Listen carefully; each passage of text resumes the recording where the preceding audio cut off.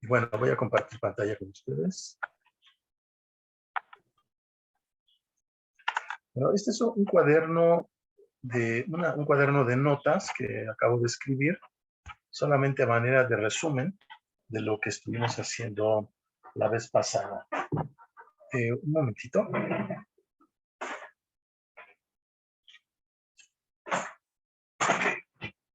Bueno, entonces, dejo abierto el WhatsApp por cualquier inconveniente o cualquier comentario que me quieran hacer.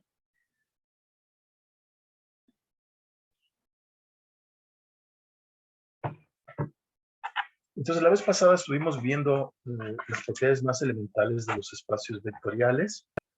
Entonces, lo primero que vimos fue que un espacio vectorial está definido por dos operaciones, la operación de suma entre elementos del espacio vectorial y producto de escalares por elementos del espacio vectorial. El conjunto de escalares normalmente va a ser los reales o los complejos, pero principalmente, a menos de que digamos lo contrario, vamos a considerar por lo pronto R. Entonces, con las operaciones de suma, el conjunto llega a ser lo que llamaríamos un grupo abeliano o conmutativo, porque hay una operación de suma conmutativa, la existencia de un cero, la existencia para cada elemento X de su inverso aditivo, y para el producto por un escalar, bueno, pues estas tres propiedades de asociatividad, digamos, se podría llamar la primera propiedad, y de distributividad, ambas las siguientes dos condiciones. Uno puede mostrar, por ejemplo, que aquí hay un elemento, el elemento neutro del campo, cuando lo multiplicamos por cualquier elemento del espacio vectorial, nos da el espacio vectorial, y también que si multiplicamos a cualquier x por el vector -1, tenemos el inverso aditivo del campo. Bueno, después definimos lo que significa dependencia lineal. Para ello consideramos R elementos del espacio vectorial. Llamemos a estos elementos x1, x2 hasta xr, y planteemos la ecuación 1 que aparece aquí. Entonces, planteada esta solución, podemos preguntarnos cuáles son las posibles soluciones cuáles son las posibles soluciones para los escalares alfa 1, alfa 2, alfa r. Y lo que podemos ver es que siempre hay una solución, lo que llamamos la solución trivial, con alfa 1, alfa 2, alfa r igual a 0. Si esta es la única solución, es decir, si 1 implica que alfa 1, alfa 2 y alfa r son 0, entonces decimos que el conjunto es un conjunto linealmente independiente. Por otro lado, si uno admite una solución no trivial, en cuyo caso diríamos que el conjunto es linealmente dependiente, eso quiere decir que un vector, por ejemplo, alfa r, el último, por ejemplo, se puede expresar como combinación lineal de los restantes, que serían r menos 1. Por supuesto, los escalares serían otros, ¿verdad? Uno los puede calcular, pero eso es lo que significa que sean linealmente dependientes. Decimos también que un conjunto, en general, generalizamos esta condición, un conjunto es linealmente independiente si siempre que tomamos cualquier colección finita de elementos de ese conjunto, obtenemos un conjunto linealmente independiente. Quizá lo más relevante es la manera como el autor define dimensión. Entonces decimos que un espacio vectorial tiene dimensión finita si existe un conjunto de n elementos que es linealmente independiente, pero que cualquier otro conjunto de n más 1 elementos es linealmente dependiente. Entonces nos quedamos hasta ahí y llegamos a poner un ejemplo que lo estoy retomando aquí, y para hacerlo más concreto y más sencillo, pensemos en el conjunto de polinomios de grado menor o igual que 2, que están representados por expresiones de este tipo en la variable t. Vamos a pensar, por ejemplo, que son funciones de t, y la afirmación es que la dimensión de este conjunto es 3.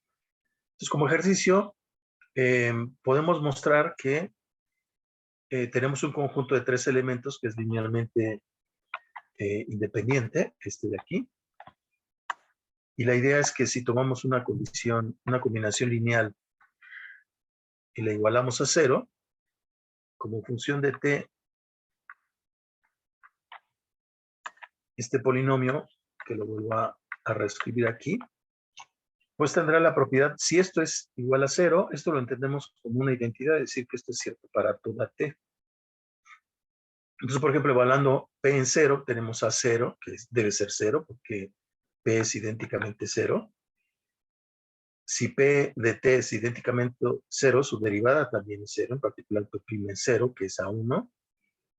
Su segunda derivada en 0, que también es 0, y eso nos da 2 veces a 1, un cálculo simple. Y esto implica entonces que a 1, a 0, a 1, a 2 es 0. La conclusión es que este conjunto es linealmente independiente.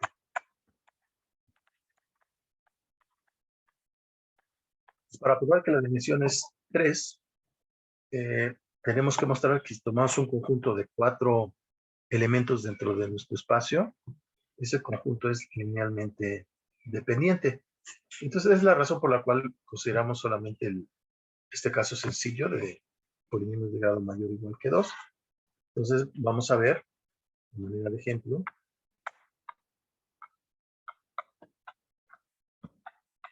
veamos que si tomamos un conjunto, digamos, vamos a llamar así Q0 de t, Q1 de t, Q2 de t, aquí va en 3. Si tomamos 4, perdón, si tomamos hasta 3, Q3 de t, un conjunto de 4 elementos, 1, 2, 3, 4. Entonces veamos que si este conjunto está contenido en el espacio, entonces es linealmente dependiente, ¿verdad? Y yo probaría que la dimensión del espacio es 3. Bueno, como son polinomios, podemos escribir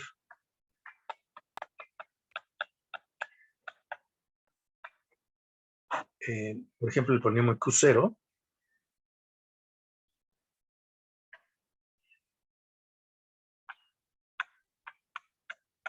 lo podemos escribir como A0 más A1t más A2 por t al cuadrado. Y como vamos a escribir más de un polinomio, pues le voy a poner aquí el superíndice para indicar que me refiero al polinomio Q0. Q1 de t sería entonces A0 más A1t A2t cuadrada. Y para indicar que me refiero al polinomio 1, le ponemos un subíndice. Así seguiríamos hasta Q2 de t, y yo lo escribo, Q3 de t, que sería A0 más A1 por t, A2 por t cuadrada, los coeficientes los denominamos con el superíndice 3. Supongamos que los coeficientes, los polinomios o elementos de nuestro conjunto son Q0, Q1, Q2, Q3. Llamamos a los coeficientes A, J, superíndice, el polinomio al que nos referimos, y planteamos entonces una combinación lineal, digamos C0 por Q0, C1 por Q1, C2 por Q2, C3 por Q3 igual a 0. Y tratemos de probar que hay una solución no trivial para C0, C1, C2, C3.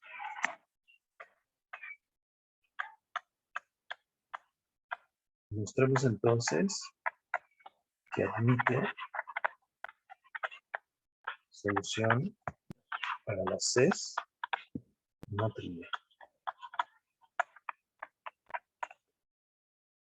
Entonces, bueno, lo voy a marcar en color. Tendría que yo tomar la primera ecuación, multiplicarla por C0, la ecuación para Q0, Q1 multiplicarlo por C1, Q2 multiplicarlo por C2, Q3 multiplicarlo por C3, y después sumar. Entonces, si hacemos eso, y sumamos en relación a las potencias de t a la 0, a la 1 al cuadrado, pues vamos a obtener el siguiente sistema. Tendríamos, por ejemplo, voy a escribirlo así. Tendríamos así. A0, 0 por C0, 1, 0, perdón,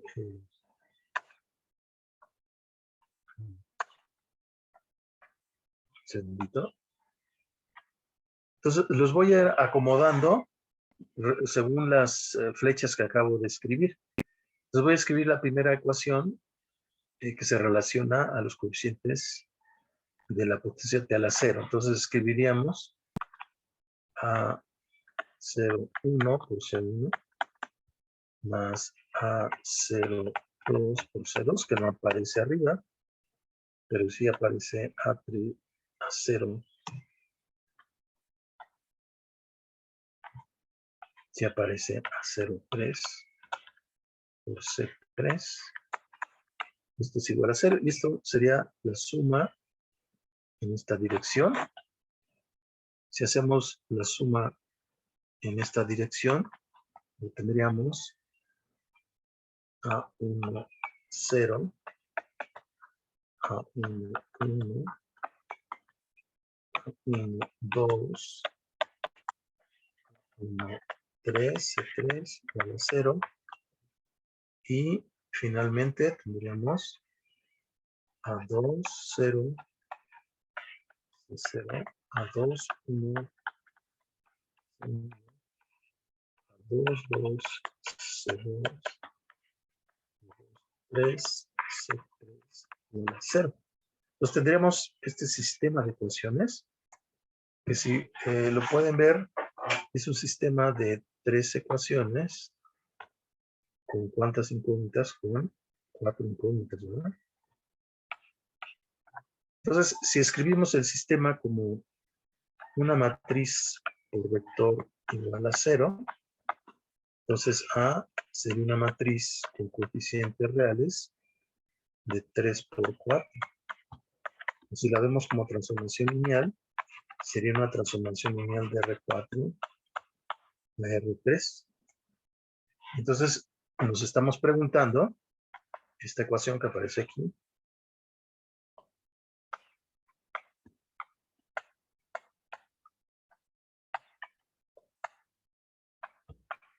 si existe solución muy trivial para C. Por supuesto, C es el vector C0, C1, C2, C3, visto como vector columna, por eso le pongo la respuesta. Pero entonces, recordamos el teorema de la dimensión. Cuando vemos a como una transformación lineal, perdón, iría de R4 a R3, ¿verdad? Aquí olvidé escribir R3. El teorema de la dimensión dice que 4 es la dimensión del kernel de A más la dimensión de la imagen.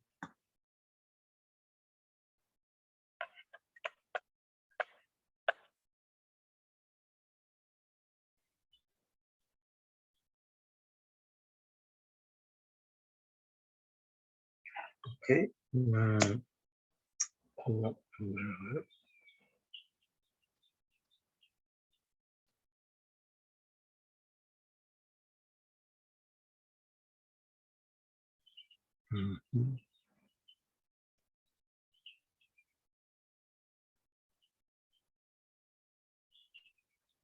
Sí, no creo que no me va a ser tan útil el teorema de la dimensión, sino más bien verlo directamente como un sistema de 3 por 4. Entonces, la pregunta es si ese sistema tiene una solución no trivial y vemos que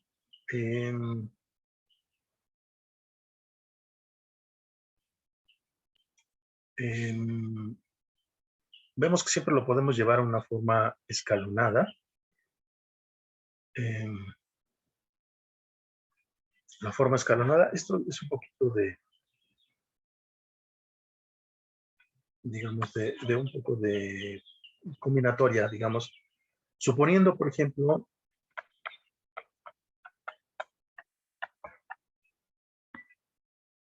que llevamos a su forma escalonada.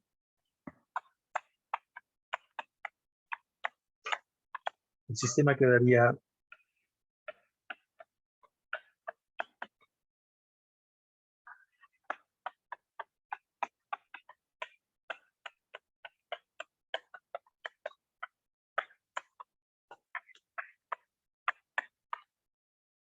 suponiendo que este pivote, que este número no es cero, podemos hacer cero todos estos coeficientes por transformaciones elementales de reglón. Entonces, debajo de esta primer término, debajo de este habría cero y después nos quedaría 1, C1 más A1, 2, C2 más 1, 3, C3 igual a 0. Y nuevamente suponiendo que este elemento no es 0, lo llevaríamos entonces a la forma A2, 2, C2, A2, 3, C3 igual a 0.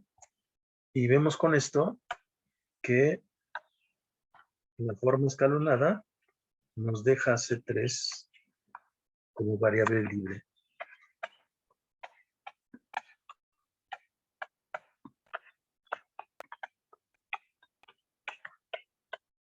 Por lo cual hay solución no trivial.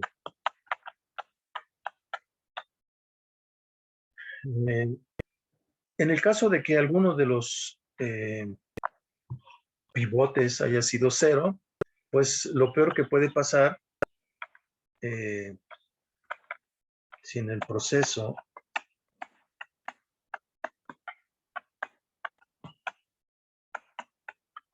algún pivote es 0, lo más que puede pasar es que, por ejemplo, la última ecuación desaparezca.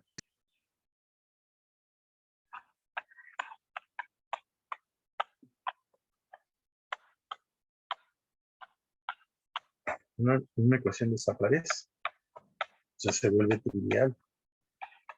Por ejemplo, la última, déjame copiarla mejor aquí.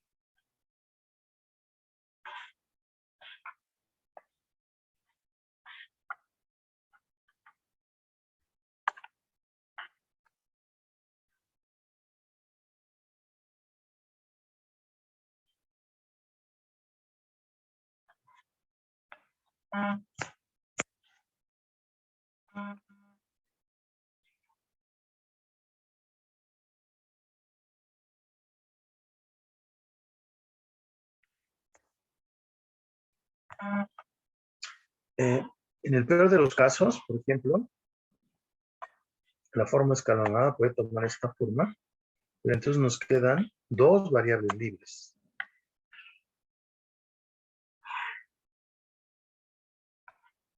Entonces nos quedan dos variables libres.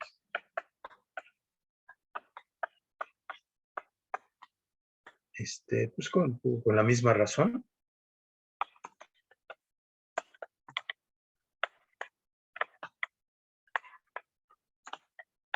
Existe una solución neutral. Y bueno, pues en el peor de los casos nos quedamos con una sola ecuación.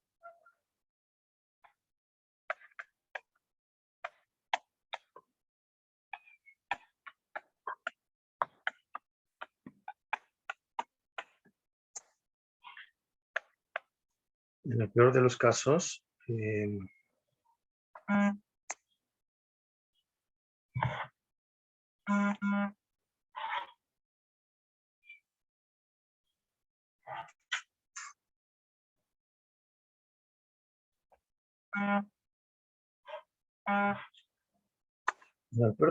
nos queda solamente una ecuación.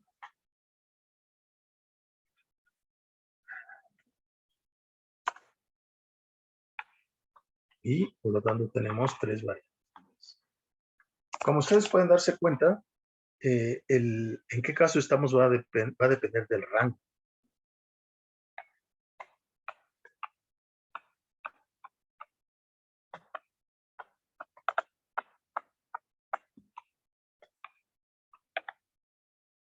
¿Verdad? Entonces,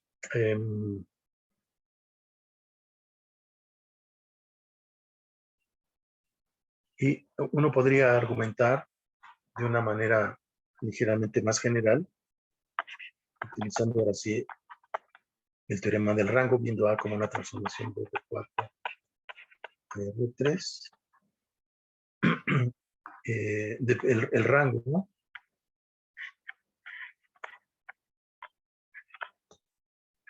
A lo más es 3. Entonces, por ejemplo, el caso en el que el rango es la dimensión de la imagen. Y podemos ir por casos, ¿no? En cualquier caso, el rango puede ser 1,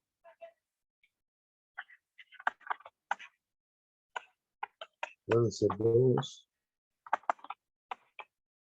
puede ser a lo más 3. Y cualquiera de estos casos nos da que el kernel, su dimensión, es al menos 1, ¿verdad? Hay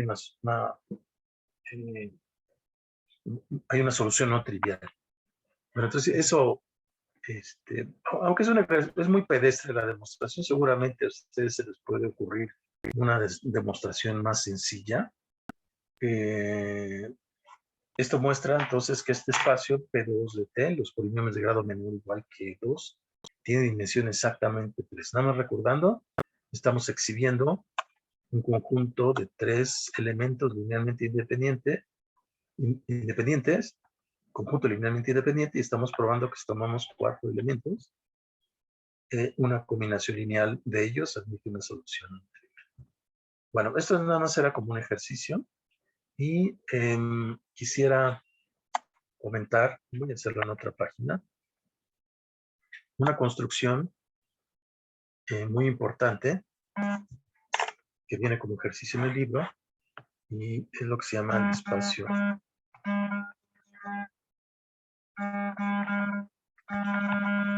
cociente. Entonces, para ello vamos a considerar un espacio vectorial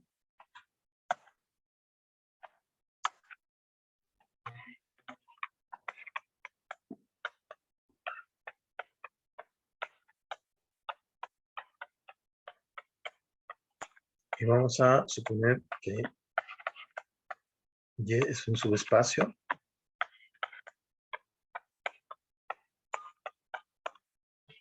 Entonces vamos a definir una relación de equivalencia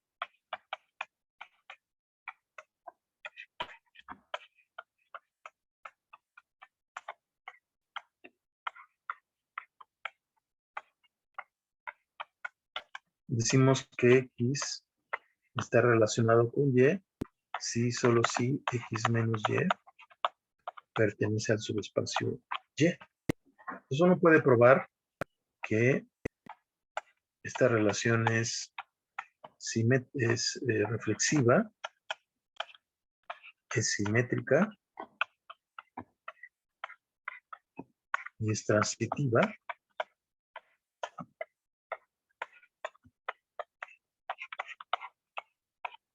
Por lo que define clases de equivalencia.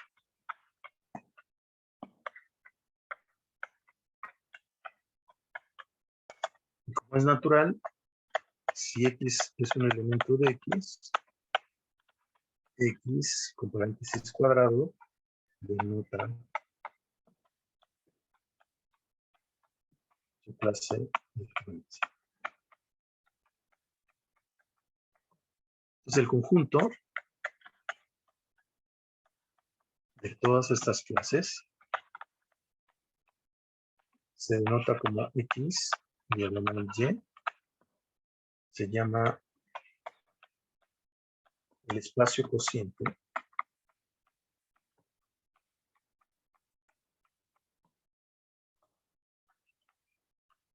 X por Y.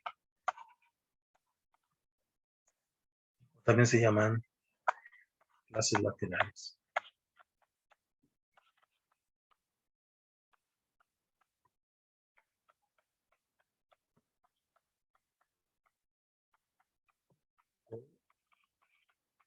Sets. En inglés a veces no se acostumbra a hacer una traducción. Uno muestra por ser una relación de equivalencia que el espacio X queda partido en clases y una representación más concreta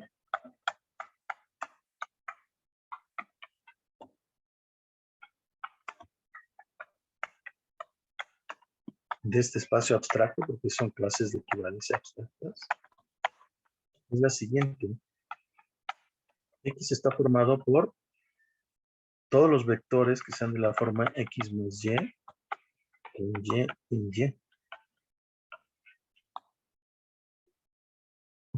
Y esto se denota usualmente por el símbolo X más sub Y, donde Y mayúscula, donde Y mayúscula es el subespacio. Y la notación tiene mucho sentido, porque la notación significa precisamente lo que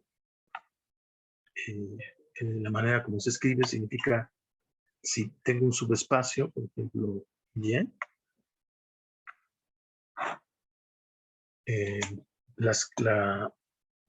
y tomo un vector X cualquiera, por ejemplo, este vector X, y trasladamos a todos los vectores del subespacio por el vector X, obtenemos la clase lateral X más Y.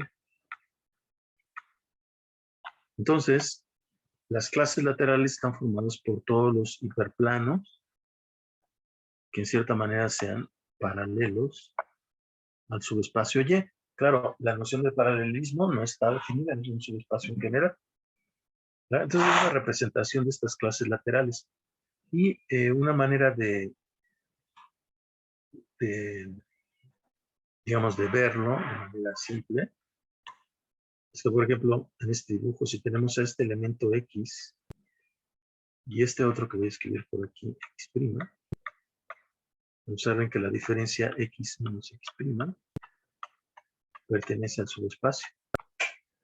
Entonces, X, este es X,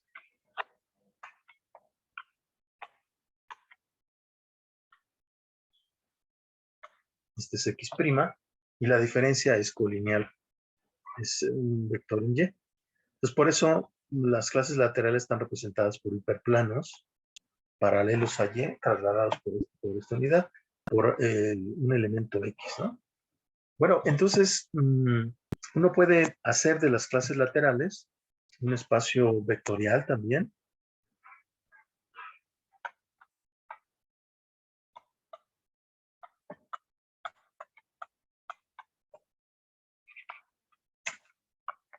Podemos definir entonces una suma y producto por escalar.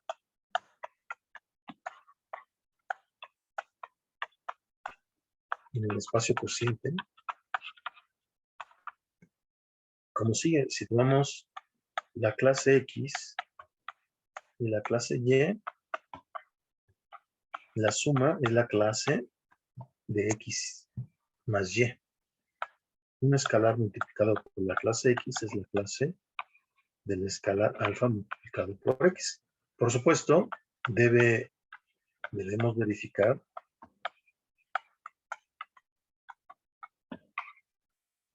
que esta definición no depende del representante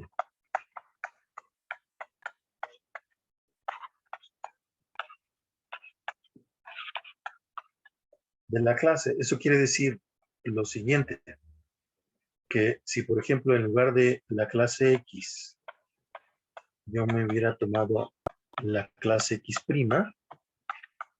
y de la clase X me hubiera tomado el representante Y', tendríamos que demostrar que la clase de X más Y es la clase de X' más Y'. Entonces, la suma a nivel de clases no habrá dependido del representante que hubiera yo tomado de cada clase. XY o X', Y'.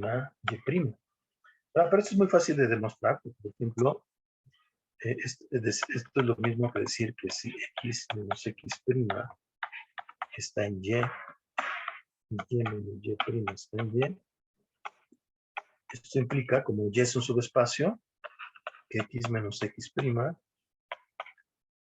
más Y menos Y' está en Y, observa un subespacio.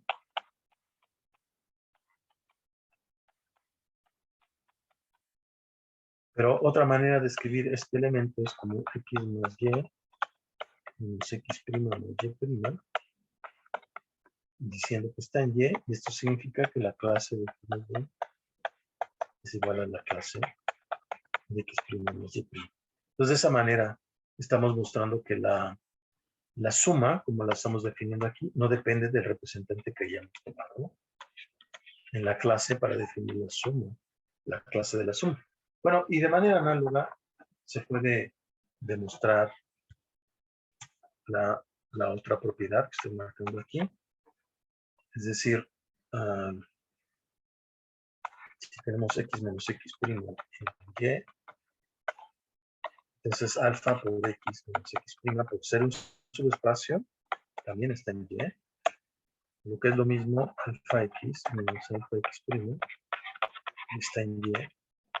Por lo tanto, la clase de alfa X es lo mismo que la clase de alfa X'. Entonces, no depende tampoco del representante que yo he tomado para definir alfa por la clase X. Entonces, el conjunto cociente tiene una estructura de espacio vectorial. Eso se puede ilustrar de manera geométrica, pero ya no lo voy a hacer. Nada más quería mencionar esta construcción en abstracto.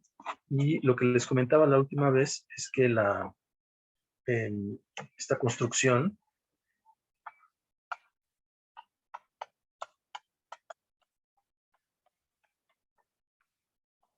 el espacio cociente XY, digamos, generaliza.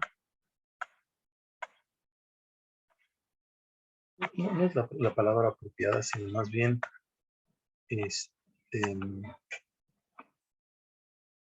el análogo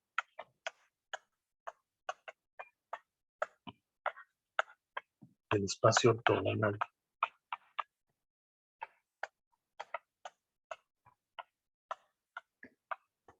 Allí, solamente comento, es el análogo porque hablar de ortogonalidad requiere haber introducido un producto escalar. Y aquí toda esta construcción depende solamente de la estructura de espacio vectorial. Para decirlo de manera más precisa, si este es nuestro espacio X y nuestras clases laterales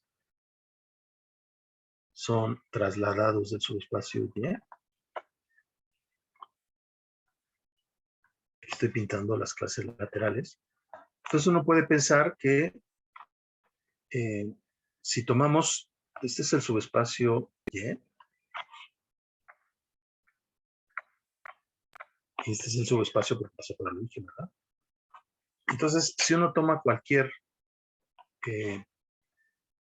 hiperplano, porque estamos en más dimensiones, cualquier hiperplano que no sea colineal con Y, por ejemplo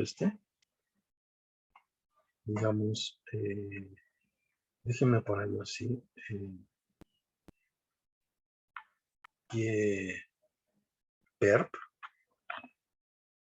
un espacio que no sea colineal con Y, es un buen modelo para el espacio cociente. Entonces, este espacio que acabo de construir gráficamente digamos, es un modelo concreto del espacio cociente XY. Y decimos un modelo concreto porque, por decir algo, lo voy a pintar, lo voy a remarcar en rojo. Toda esta clase que estoy subrayando doblemente en rojo está representado por un solo punto en ese espacio Y perpendicular. Entonces uno puede tomar coordenadas, por ejemplo, y en vez de hablar de las clases laterales, uno puede referirse a los elementos que están sobre este subespacio. Ahora, lo que es importante hacer notar es que yo podría haberme tomado otro subespacio no colineal y hubiera tenido otro, digamos, representante, Y' perpendicular, ¿verdad? Entonces, en este sentido, cualquier subespacio que no sea colineal con Y es un representante concreto del espacio cociente XY. Entonces, es como hablar del ortogonal, pero no en un sentido estricto. Y como aplicación, una aplicación muy común es esta. Imaginen, por ejemplo, que tengo una transformación lineal entre espacios vectoriales. Eso significa que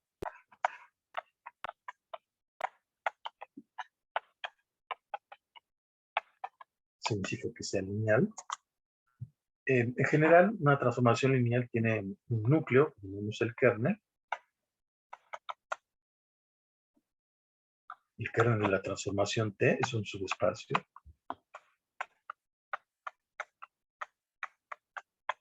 Entonces tiene sentido hablar de X módulo el kernel de la transformación T, el espacio cociente. Entonces, lo que podemos ver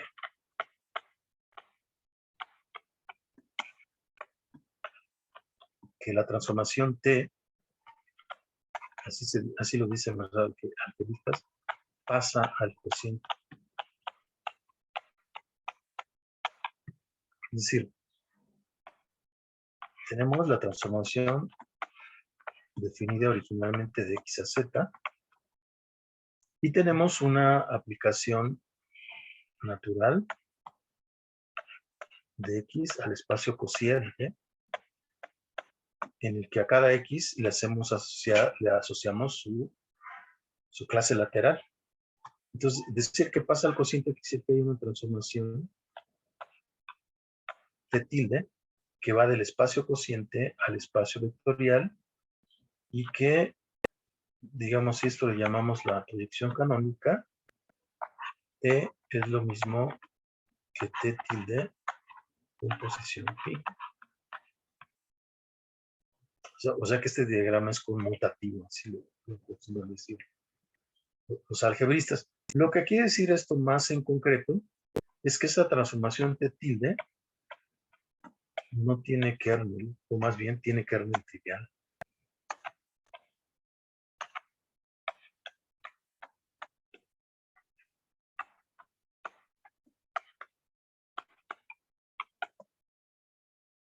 Y la razón es la siguiente. Supongamos, por ejemplo, que T tilde, perdón, antes de decir esto, ¿por qué existe una transformación T tilde del espacio cociente X módulo kernel de T a Z que haga esto es una identificación? Por la siguiente razón, T estaría definida así.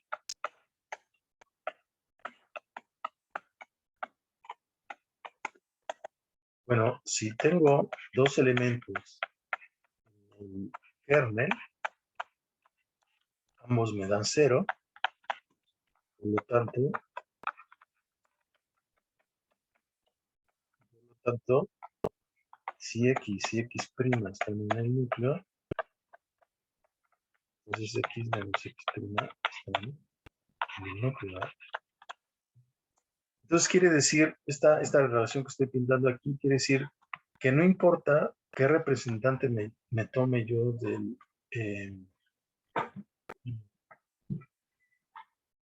A ver, un segundito.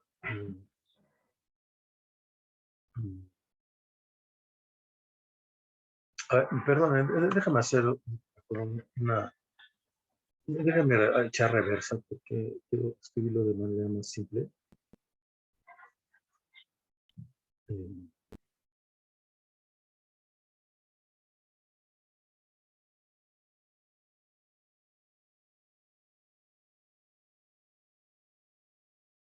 A ver, ¿cómo lo decimos?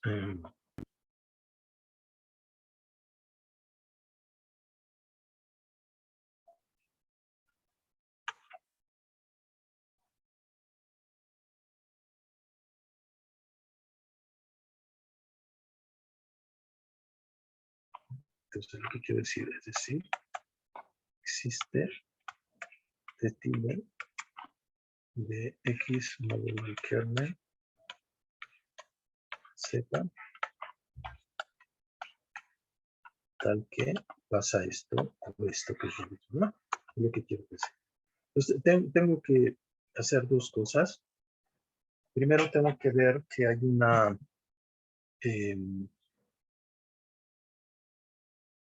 tengo que definir a t tilde. Pues, ¿cómo definiremos a t tilde? Pues vamos a tomar una clase lateral.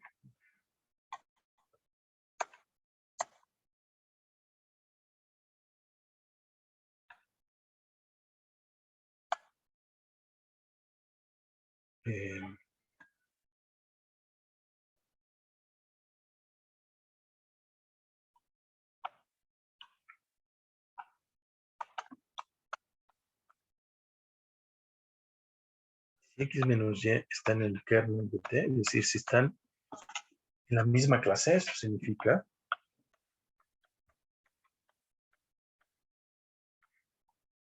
entonces t de x menos y es 0. Por lo tanto, t de x es igual a t de y. Esto significa que yo puedo definir una transformación lineal y aplicado a la clase sea simplemente t de x. Entonces, lo que esta identidad me dice es que esta definición no depende de la clase que yo me tome, ¿verdad? Por ejemplo, si yo me hubiera tomado la clase de y, hubiera sido t de y, pero me habría dado el mismo valor por esta aplicación. Entonces, t tilde está bien definido.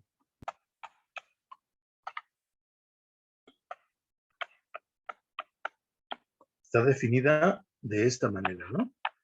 Dame una clase, toma un representante, evalúate en ese representante. Si tomas otro representante de la misma clase, la definición habría dado t de y, pero te habría dado el mismo valor por esta relación exactamente de aquí. Entonces, t está bien definida como aplicación del espacio cociente x el término del kernel z.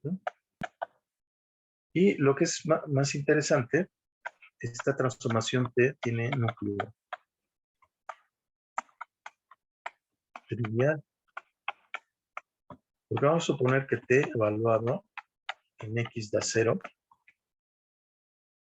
Hemos dicho que la manera de definir t en una clase es t de x. Por lo tanto, esto nos da 0. Esto significa que x está en el kernel de t. Y por lo tanto, la clase de x es la clase del kernel, que es el 0. Entonces, t tilde es, de hecho, inyectiva o tiene núcleo trivial. Esta es una construcción, digamos, para quitarle el kernel a una transformación lineal. Entonces, esta es una aplicación de esta construcción en abstracto. Vamos a parar momentáneamente la grabación para hacer una pausa.